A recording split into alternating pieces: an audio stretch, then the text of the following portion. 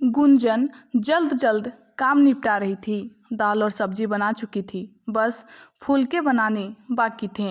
तभी अभिनव किचन में दाखिल हुआ और गुंजन के करीब रखे गिलास को उठाने लगा।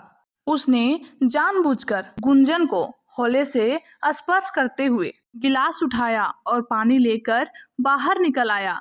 गुंजन की धड़कनें बढ़ गई। एक नशा सा उसके बदन को महकाने लगा। उसने चाहत भरी नजरों से अभिनव की तरफ देखा, जो उसे ही निहार रहा था। गुंजन की धड़कनें फिर से ठहर गई। उसे लगा जैसे पूरे पूरे जहान का प्यार लिए अनुभव ने उसे आगोश में ले लिया हो और वह दुनिया को भूलकर अभिनव में खो गई हो। तभी अम्मा जी अखबार ढूंढती हुई कमरे में दाखिल हुई और गुंजन का सपना टूट गया। नजरें चुराती हुई गुंजन फिर से काम में लग गई। गुंजन अभिनव के यहाँ खाना बनाने का काम करती है।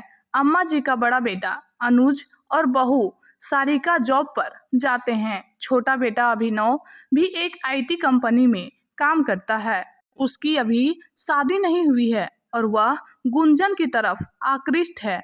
22 साल की गुंजन बेहद खूबसूरत है और वह अपने माता पिता की इकलौती संतान है। माता पिता ने उसे बहुत लाड प्यार से पाला है, इंटर तक पढ़ाया भी है, मगर घर की माली हालत सही नहीं होने की वजह से उसे दूसरों के घरों में खाना बनाने का काम करना पड़ा। गुंजन जानती है कि अभिनव ऊंची जाति का पढ़ा लिखा लड़का है और अभिनव के साथ उसका कोई मेल नहीं हो सकता, मगर कहते हैं ना कि प्यार ऐसा नशा है जो अच्छे अच्छों की बुद्धि पर ताला लगा देता है। प्यार के एहसास में डूबा व्यक्ति सही गलत, ऊंच नीच, अच्छा बुरा कुछ भी नहीं समझता। उसे तो बस किसी एक शख्स का ख्याल ही हर पल रहने लगता है और यही हो रहा है गुंजन के साथ भी।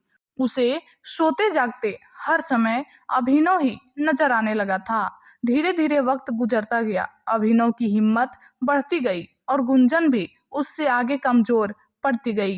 एक दिन मौका देखकर अभिनव ने उसे बाहों में भर लिया। गुंजन ने खुद को छुड़ाने का प्रयास करते हुए कहा, अभिनव जी, अम्मी जी ने देख लिया तो क्या सोचेगी? अम्मा सो रही है। गुंजन, तुम उसकी चिंता मत करो। बहुत मुश्किल से आज हमें ये पल मिले हैं, उन्हें बर्बाद न करो।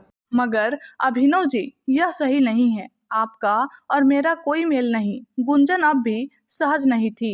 ऐसी बात नहीं है गुंजन, मैं तुमसे प्यार करने लगा हूँ। प्यार में कोई छोटा बड़ा नहीं होता। बस मुझे इन जुल्मों से कैद हो जाने दो। गुलाब की पंखुड़ी जैसे इन बालों को एक दफा छू लेने दो। अभिनव किसी भी तरह गुंजन को पाना चाहता था।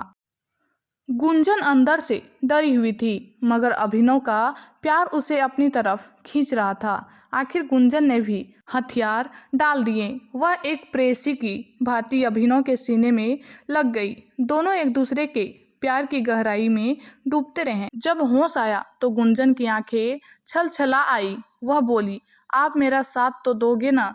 जमाने की भीड़ में मुझे अकेला तो नहीं छोड़ दोगे? पागल हो क्या? प्यार करता हूँ, छोड़ कैसे दूंगा? कहकर उसने फिर से गुंजन को चूम लिया। गुंजन फिर से उसके सीने में दुबक गई। वक्त फिर से ठहर गया। अब तो ऐसा अक्सर होने लगा।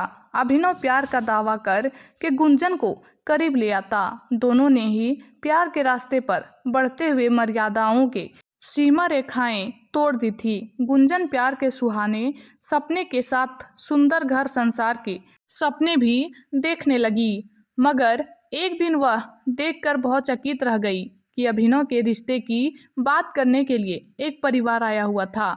माँ बाप के साथ एक आधुनिक, आकर्षक और स्टाइलिश लड़की बैठी हुई थी। अम्मा जी ने गुंजन से कुछ खास बनाने की गुजारिश की तो गुंजन ने सीधा पूछ लिया, ये कौन लोग हैं अम्मा जी? ये अपने अभी को देखने आए हैं। इस लड़की से अभी की शादी की बात चल रही है। सुंदर है ना लड़की? अम्मी ने पूछा तो गुंजन ने हाँ में सिर हिला दिया। उसके दिलो दिमाग में तो एक भूचाल सा आ गया था। उस दिन घर जाकर भी गुंजन की आंखों के आगे उसी लड़का का चेहरा नाचता रहा। आंखों से नींद कोसों दूर थी। अगले दिन जब वह अभिनव के घर खाना बनाने गई तो सबसे पहले मौका देखकर उसने अभिनव से बात की। यह सब क्या है अभिनव? आपकी शादी की बात चल रही है, आपने अपने घर वालों को हमारे प्यार की बात क्यों नहीं बताई? नहीं गुंजन, हमारे प्यार की बात मैं उन्हें नहीं बता सकता। मगर क्यों? क्योंकि हमारा प्यार समाज स्वीकार नहीं करेगा।